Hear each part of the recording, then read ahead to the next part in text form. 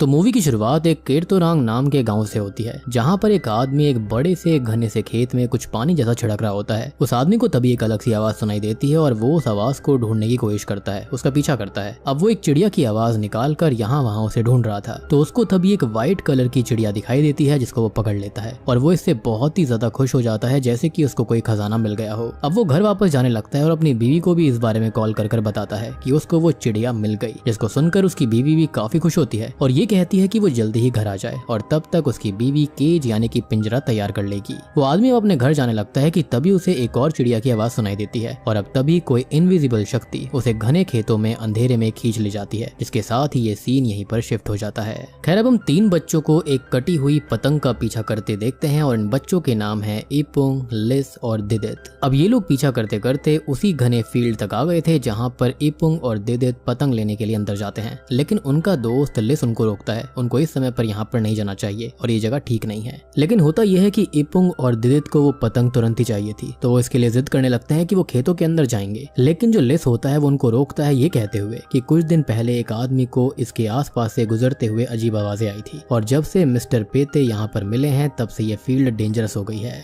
अब वो आगे ये कहता है कि उसके माता पिता रात के समय घर वापस आने के लिए बोलते हैं, क्योंकि शाम के बाद कोई भी गांव में घूमता है तो उसके साथ बुरा घटित होता है। और दिदित इस बात से एग्री करके अपने कदम पीछे ले लेता है। चलो एटलीस्ट कोई तो यहाँ पर समझदार था। अब लिस इपुंग से कहता है कि वो वापस चले, नहीं तो उसके ग्रैंड पेरेंट्स परेशान होंगे और उसे पतंग चाहिए तो वो लिस की पतंग रख ले, और इस पर वो एग्री कर जाता है। अब ये तीनों ही अपने अपने घर वापस आ जाते हैं, लेकिन हम एक वियर्ड सी चीज को नोटिस करते हैं कि सभी लोगों के घर के बाहर पिंजरे लटके हुए थे। घरों के अंदर भी पिंजरे हैं और कुछ भरे हुए भी थे, कुछ खाली थे और सबके पास एटलीस्ट एक चिड़िया तो थी ही, और सभी लोग इन चिड़ियों का खास ख्याल रखते थे, उनको नाजों से रखा करते, बहुत प्यार से संभालते थे। और शुरुआत में भी हमने चिड़िया वाली चीज देखी थी कि वो आदमी उस चिड़िया को पकड़कर कितना खुश हो गया था। खैर अब इपुंग अपने दोस्तों को घर छोड़कर आगे बढ़ जाता है और दार्मो नाम के एक ओल्ड व्यक्ति को उसकी चिड़िया पेत्रुक को बेद करते हुए देखता है, यानी कि नहाते हुए। वो दार्मो से बात करने लगता है कि आने वाले कॉम्पिटिशन में कौन जीतेगा। हमेशा तो पेत्रुक जीतता है, तो दार्मो कहता है कि इस बार शायद से पेत्रुक नहीं जीत पाएगा और आज वो मेडिटेशन करके एनलाइटमेंट पाएंगे, जिससे कि क्लियर हो जाएगा कि कल क्या होगा। खैर थोड़ी बहुत बात करके इपुंग घर चला जाता है और हम दार्मो को देखते हैं जो कि पेत्रुक को नहला रहे थे, लेकिन तब तक वो खत्म हो जाता है। अब तभी इपुंग को दिखाया जाता है जो कि घर आ चुका था और वो अपने ग्रैंड पेरेंट्स के साथ ही रहा करता, जिसके माता पिता अब इस दुनिया में नहीं थे। वो अपने ग्रैंड पा मिर्कुन से बात करता है कि दार्मो ने ये कहा कि इस बार पेत्रुक नहीं जीत पाएगा, जिस पर मिर्कुन खुश होकर ये कहने लगता है कि अगर ऐसा है तो इस बार उनके चिड़िया यानी कि अर्जुना के चांसेस हैं जीतने के। अब सभी की तरह उनके पास भी ढेर सारे पिंजरे होते हैं और कुछ चिड़िया भी हैं जिनको वो अभी खाना खिलाकर साफ कर रहे होते हैं, यानी कि इस गांव के अंदर ये अजीब सा ट्रेडिशन था। अब वो इपुंग को प्रैक्टिस कराते हैं जिसमें उन लोगों को बर्ड के साउंड में विसल ब्लो करनी होती है और इससे वो अपनी बर्ड को कंट्रोल कर सकते हैं।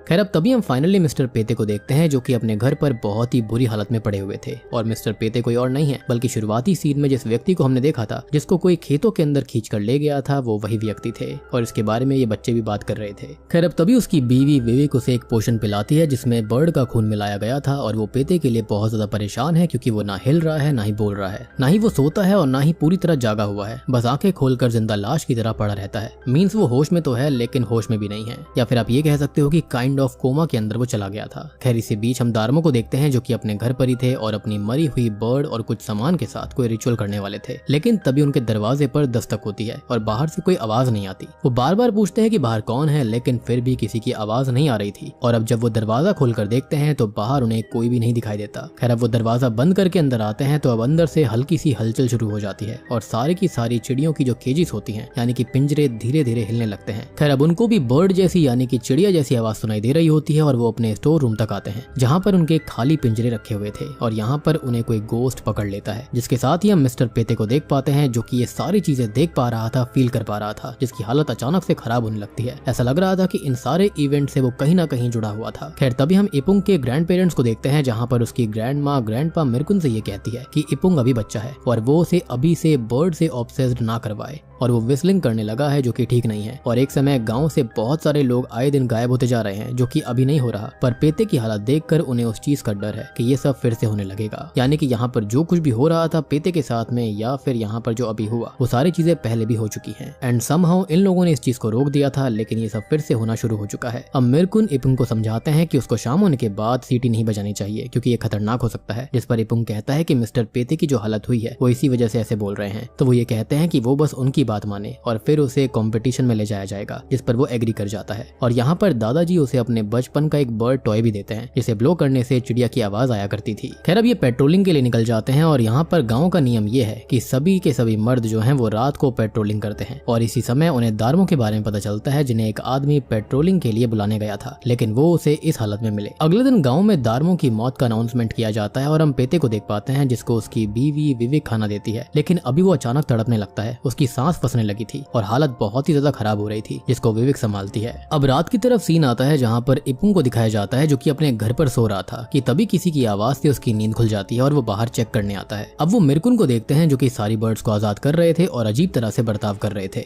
वो इपुंग से ये कहते हैं कि वो ग्रैंडमा के पास चली जाए और वो उनके पास जाता है तो वो उसे कुछ कपड़े क्लोजेट में रखने के लिए देती है और जब वो कपड़े रखकर मुड़ता है तो वो गायब हो चुकी थी। बिस्तर के नीचे एक हाथ इपुंग का पैर पकड़ लेता है जिससे वो काफी डर जाता है और बिस्तर के नीचे देखने पर तो उसे वहाँ पर डरी हुई ग्रैंडमा मिलती है जो कि उससे कहती है कि वो असली है और बाहर जो है वो एक भूत है। इपुंग भी अब बिस्तर के नीचे छुप रहा होता है जो कि बाहर ग्रैंडमा के रूप में गोस्ट को देखकर डर गया था, लेकिन अब उसके साइड में छिपी हुई ग्रैंडमा अपने असली गोस्ट रूप में आकर उसे हॉन्ट करती है क्योंकि असल में वही भूत थी। और इसी के साथ अचानक से इपुंग की नींद खुल जाती है क्योंकि ये सब उसका बुरा सपना था, क्योंकि जो कुछ भी हो रहा था उससे वो अंदर ही अंदर कहीं ना कहीं सोचे जा रहा था, जिसके चलते उसे ऐसे नाइटमेयर्स आ रहे होते हैं।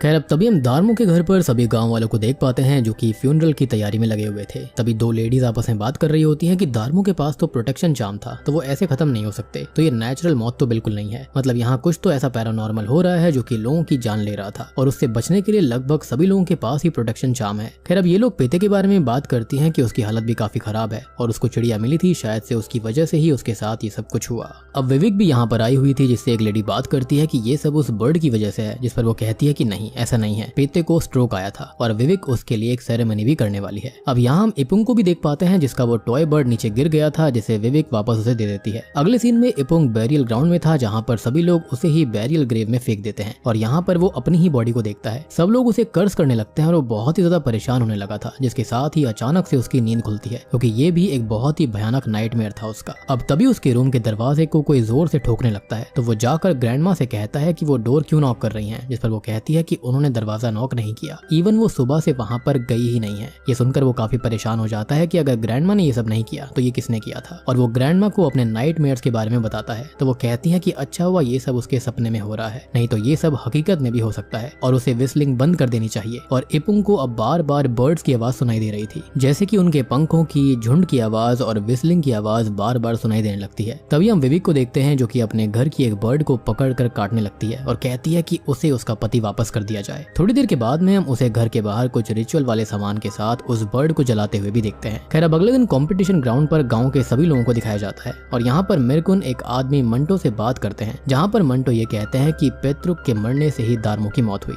क्योंकि उसने अपनी प्रोटेक्शन पेत्रुक के अंदर डाल दी थी और शायद से इसलिए ही वो हमेशा से जीता करता था और उसे ऐसा लगता है कि पेते का भी इन सब चीजों से कोई ना कोई कनेक्शन जरूर है। जिस पर मिरकुन कहते हैं कि पहले जब लोग गायब होते थे तो दूसरी साइड मतलब कि अपोजिट वर्ल्ड में पहुंच जाया करते, लेकिन पेते तो उनके साथ ही है, गायब हुआ ही नहीं, तो ये सब कैसे हो सकता है। जिस पर मंटो ये कहता है कि वो यही तो सोच रहा है कि ऐसा हो कैसे रहा था। खैर अब घर पर इपुंग की दादी को दिखाया जाता है जिन्हें कुछ आवाज सुनाई देती है और वो उस आवाज का पीछा करते करते कुएं तक आ गई थी जहाँ पर उनको गोस्ट इपुंग हॉन्ट करके चोक करने लगता है। और अब तक तभी मिरकुन और रियल इपुंग घर आ गए थे जो कि उनको संभालते हैं, लेकिन उन्हें वो गोस्ट नहीं दिखाई दिया था। अब दादी जी इससे बहुत परेशान हो जाती हैं कि सेम चीज इपुंग के साथ भी हो रही थी और सेम दादी के साथ भी हो रही है। वो इस सोच में पड़ जाती है कि आखिर उनके परिवार के साथ हो क्या रहा है और मिरकुन को सीरियस होकर कुछ तो करना पड़ेगा क्योंकि ये चीजें ठीक नहीं थी। खैर मिरकुन घर से निकल जाते हैं गांव के शेमन से मिलने के लिए जो कि कोई और नहीं बल्कि मंटो ही है। उससे मिलते हैं और इसी बीच दादी जी भी क्लोजेट से एक बॉक्स निकालती है जिसके अंदर एक अंडा था जिसको वो लाकर रिवर में बहा देती है और रिक्वेस्ट करती है कि वो चले जाएं और अब हमको कोई भी परेशान न करे। हम थोड़ी दूर रिवर में खड़े एक काले साई को भी देख पाते हैं, मींस दादी जी ने एक ऑफरिंग या फिर प्रोटेक्शन ले ली है ताकि उनके घर में किसी की मृत्यु ना हो। अब इसी बीच हम मिरकुन को मंटो के पास देखते हैं और मंटो एक बर्ड केस को टच करके एक रिचुअल करता है और दूसरी साइड मतलब कि इस दुनिया के अपोजिट वर्ल्ड में कनेक्ट करता है, यानी कि शायद से सोल वर्ल्ड में। खैर अब वो वहाँ पेते को ढूंढने लगता है और पूछता है कि क्या वो वहाँ पर है और क्या गाँव के अंदर जो हो रहा है वो कर रहा है। और तभी उसको इविल पेते मिल जाता है जो कि उसको पहले हॉन्ट करता है और फिर अपने असली फॉर्म में आकर ये कहता है कि उसे जगह बदलनी है, वो यहाँ पर फंस चुका है और उसे यहाँ से खुद को बाहर निकालने के लिए किसी को अपनी जगह यहाँ पर रखना होगा। और वही दार्मो को लेने गया था लेकिन वो पहले ही मर गया और वो ऐसा करना नहीं चाहता, लेकिन उसके पास और कोई रास्ता नहीं है। अब तभी मंटो को असल दुनिया में होश आता है और मिरकुन को वो ये सब बताता है और ये कहता है कि पेते ने पोर्टल फिर से ओपन कर दिया है और अगर वो किसी को 40 दिन में वहाँ पर रखकर अपनी जगह स्विच नहीं करेगा तो वो इस दुनिया से वैनिश हो जाएगा। अब इसी बीच हम विवेक को देख पाते हैं जो कि एक आदमी को मदद के लिए बुलाती है और वो ये बताता है कि अब विवेक के पास 6 दिन और हैं और उसे वो पोषण अब किसी और को देना होगा और तो और उसे वार्म ब्लड चाहिए, यानी कि गर्म खून। उसे पोषण किसको देना है ये एक साइन उसका पति पेते उसे दे देगा, जिसे वो समझ जाए तो अच्छी बात है, क्योंकि ये वक्त बीत गया तो उसका पति इस दुनिया से वैनिश हो जाएगा, यानी कि जो कुछ भी किया गया था वो गलत चला गया था। खैर अगले दिन हम इपुंग को देखते हैं जो कि स्कूल में ही था और अपने दोस्तों को उसके दादाजी वाला वो टॉय दिखा रहा होता है। कहा जाता है कि ये एक रेयर आइटम है जिसकी विसल बर्ड्स को कोबराज या फिर डॉल्फिन्स में बदल सकती हैं। और इसी बीच इपुंग का माउथ अचानक ब्लीड करने लगता है और वो भागकर वॉशरूम जाता है, लेकिन खुद को पेते के घर में पाता है जो कि उसे हॉन्ट करने लगा था। ऑब्वियस सी बात है वो इविल पेते होगा। और इसी बीच हम देख पाते हैं कि इपुंग की जो आंख थी वो क्लास के बीचों बीच खुलती है। खैर अब वो खुद को जैसे तैसे संभालता है, लेकिन पेते का इविल सेल्फ उसे अब हर जगह हॉन्ट कर रहा था। खैर अब तभी हम मिरकुन को देख पाते हैं जो कि अपनी बीवी से ये पूछते हैं कि गोल्डन एग का क्या हुआ, तो वो ये कहती है कि उन्होंने उसको नदी में बहा दिया। और अभी दादी बीमार भी हो चुकी है तो वो ये कहते हैं कि उस एग के कुछ रूल्स हैं, दादाजी ने उसे यहाँ पर रखा था तो वो ही उसको निकाल सकते थे और रूल्स को फॉलो नहीं करा गया, इसलिए दादी बीमार पड़ गई है। तभी हम इपुंग को देख पाते हैं जो कि घर आ रहा था, जिसे एक कार मिलती है जिसके अंदर कुछ लोग थे और वो उसके ही घर जा रहे थे। वो उनके साथ जाने लगता है तो अब वो सभी अचानक से गोस्ट में बदल जाते हैं और वो उसको हॉन्ट करते हैं, जिनसे बचकर वो वहाँ से भागता है और घर आता है, लेकिन इसी वजह से वो अपना बर्ड टॉय रास्ते पर ही भूल गया था। खैर अब तभी हम विवेक को देख पाते हैं जिसे पेते की आवाज आती है और उसको वो बर्ड टॉय मिलता है, मतलब कि इट्स अ साइन कि उसे इपुंग को अपना टारगेट बनाना होगा और इसलिए ही इपुंग के साथ स्टार्टिंग से ये सारी चीजें घटित हो रही थी। खैर अब वो तुरंत ही इपुंग के घर जाकर उसे बहाने से पोषण पिला देती है और अब इपुंग दूसरी साइड पहुंच जाता है, बेसिकली उसकी स्पिरिट वहां पहुंच गई थी। खैर अब जब इपुंग के दादाजी मिरकुन को ये बात पता चलती है तो वो पेते के घर जाकर लड़ाई करते हैं और फिर मंटो के साथ जंगल में जाकर एक रिचुअल करते हैं। मंटो उनको दूसरी साइड भेज देता है और प्रोटेक्शन के लिए एक बर्ड रेलिक भी देता है, यानी कि इस मूवी के अंदर बर्ड्स का काफी सिग्निफिकेंस था। अब मिरकुन को अपना पोता इपुंग मिल जाता है और वो उसे बचाने के लिए यहाँ से निकालने लगते हैं, लेकिन उन दोनों को गोस्ट घेर लेते हैं। ऑब्वियस सी बात है वो भूतिया रेल्म के अंदर थे। मिरकुन इपुंग को बचाकर यहाँ से बाहर भेजने लगता है और मंटो इपुंग को अपने साथ रियल वर्ल्ड में ले आते हैं, लेकिन मिरकुन अब इस दुनिया में फंस गए थे।